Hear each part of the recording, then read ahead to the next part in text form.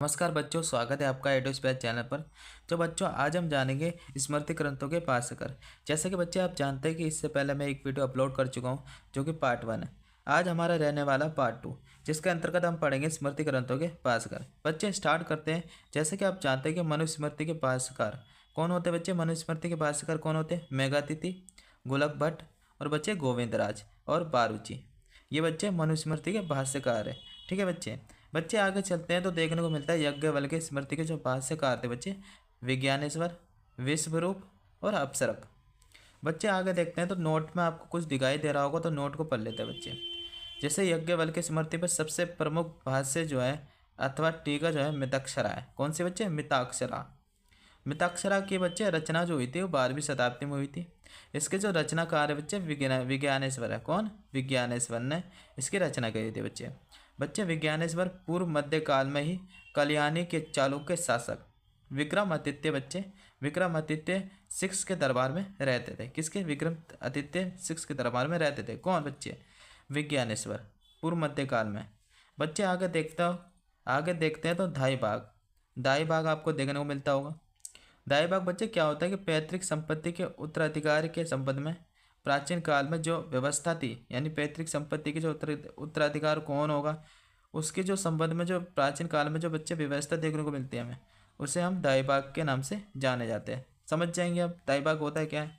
बच्चे दाई भाग के जो संदर्भ में दो ग्रंथों से महत्वपूर्ण जानकारी मिलती है। दो ग्रंथों से हमें महत्वपूर्ण जानकारी मिलती है बच्चे।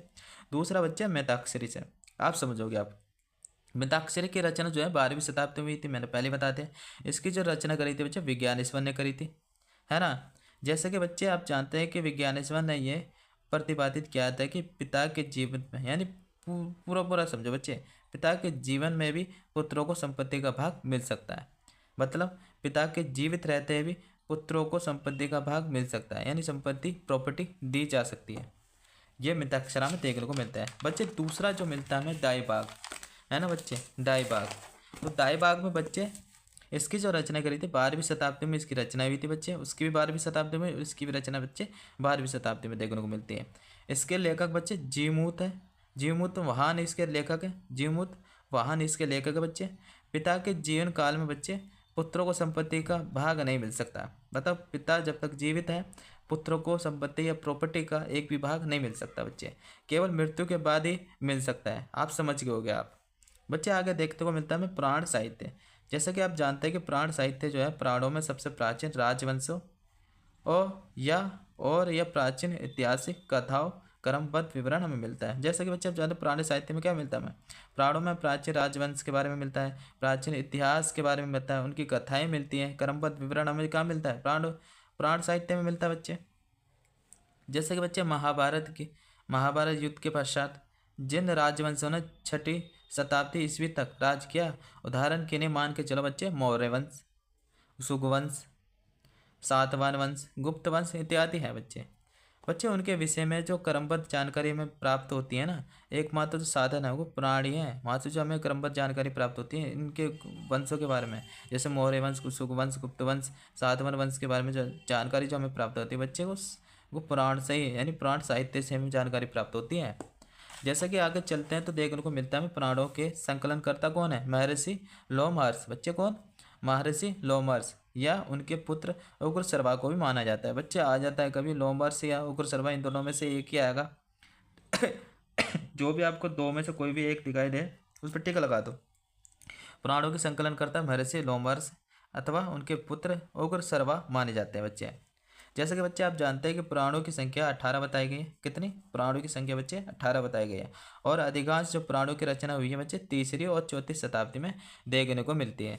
बच्चे आगे चलते हैं तो हम देखने को मिलता है हमें पुराणों में सबसे प्राचीन पुराण जो है बच्चे मत्स्य पुराण माना जाता है।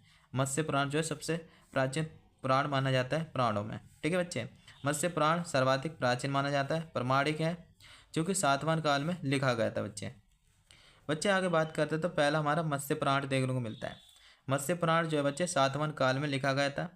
यह सातवाहन काल के बारे में जानकारी मिलती है। इसमें जो बच्चे मत्स्य पुराण में सातवाहन काल के बारे में जानकारी मिलती है, इसलिए बच्चे के सात मत्स्य पुराण जो है सातवाहन काल में लिखे गए थे। और इसकी जो जानकारी मिलती है, यानी मत्स्य पुराण में जो जानकारी मिलती है सातवाहन के बारे में मिलती है। सातवाहन वंश के बारे में जानकारी मिलती है मत्स्य पुराण में।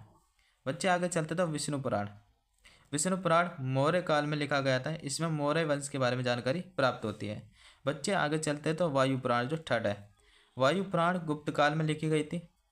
ठीक है, इसमें जो गुप्त वंश के विषय में जानकारी में प्राप्त होती है बच्चे। बच्चे आगे देखते हैं लास्ट भागवत और मार्कंडेय। भागवत और मार्कंडेय अन्य प्रमुख पुराण है।